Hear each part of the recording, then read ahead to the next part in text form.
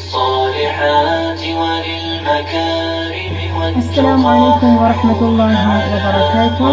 Ahlan wa sahlan wa marhaban bikum. Bersama bis kita semua, Nurul Hidayati binti Haji Ahmad 20LL008. Di sini saya akan menghuraikan tentang matlamat Institut Tahfiz Al-Quran Sultan Haji Hassan Al-Bolkiah, satu-satunya institut tahfiz di Brunei Darussalam.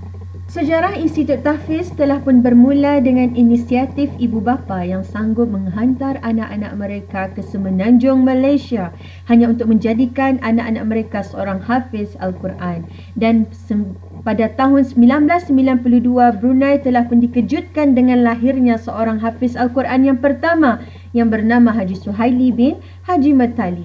Dan 1993 pula dengan rasminya ditubuhkan Institut Tahfiz di Brunei untuk menyambut titah ke bawah duli Yang Maha Mulia Paduka Seri Baginda Sultan Haji Hassan Al-Bolkiah pada 15 Julai 1992.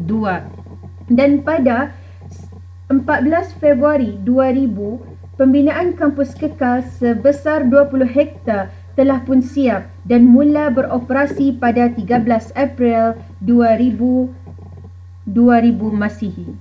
Visi Institut Tahfiz adalah untuk menjadikan pusat pendidikan dan penyebaran Al-Quran yang terbaik, berkesan dan juga dinamik bagi melahirkan tenaga pengajar yang profesional, pakar dalam Al-Quran dan juga generasi hafaz Al-Quran yang menghayati Al-Quran, bertakwa, berlandaskan Al-Quran dan Sunnah.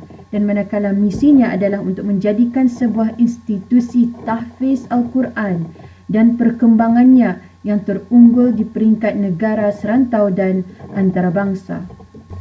Objektif Institut Tahfiz adalah untuk menunaikan dan melaksanakan salah satu tuntutan fardu kifayah di Brunei Darussalam. Selain menambah dan melahirkan para hafiz Al-Quran, ianya juga untuk memelihara kesucian dan keaslian Al-Quran. Dan selain itu juga untuk menjadikan hafiz Al-Quran sebagai satu kelebihan bagi pelajar-pelajar ke peringkat tinggi sama ada dalam bidang pengajian Islam maupun dalam bidang sains dan teknologi. Dan yang paling penting adalah untuk mendapatkan kemanfaatan dan syafaat daripada kitab suci Al-Quran.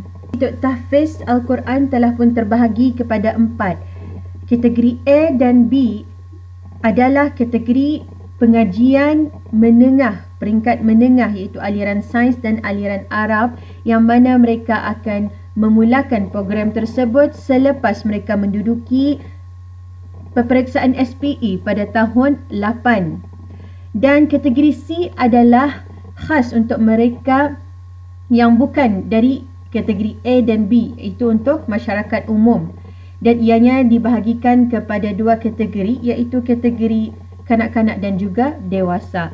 Dan D adalah khas untuk mereka yang tidak mempunyai upaya untuk melihat atau kurang mempunyai upaya untuk melihat. Bulannya adalah maklumat Institut Tahfiz Al-Quran berkait rapat dengan falsafah negara Brunei Darussalam, iaitu menjadikan ilmu nakli dan akli sebagai panduan ke arah perkembangan pendidikan negara untuk menjadikan masyarakat yang berakhlak, berilmu, bertakwa dan berwibawa hasil terapan falsafah pendidikan negara sebagai asas pembelajaran dan pengajaran. بالقرآن نور قلبي بالقرآن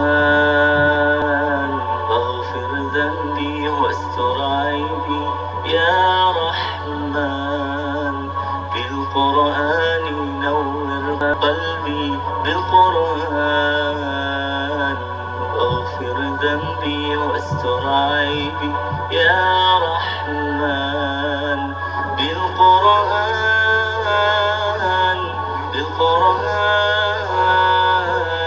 بالقرآن نور قلبي فكلامك ربي أحفظه فيحفظني وأرتله وأجوده فيرفعني فكلامك ربي أحفظه